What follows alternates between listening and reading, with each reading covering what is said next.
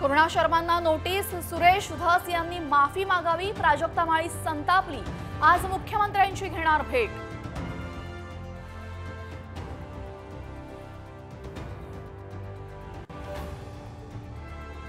बीडमधील सरपंच हत्या प्रकरणी फरार आरोपींची संपत्ती जप्त करा, बंदुकीसोबत ज्यांचे फोटो समोर आलेत त्यांचे परवाने रद्द करा, मुख्यमंत्री देवेंद्र फडणवीसांचे आदेश।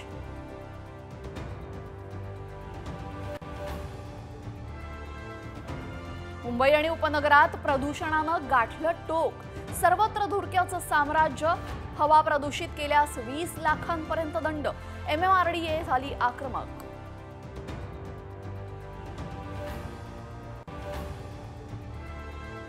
नवी मुंबई आंतरराष्ट्रीय विमानतळावर आज पहिल्या व्यावसायिक विमानाचं लँडिंग, विमानतळावरची सर्व कामं अंतिम टप्प्यामध्ये, 31 मार्चची डेडलाईन चुकणार नसल्याची माहिती।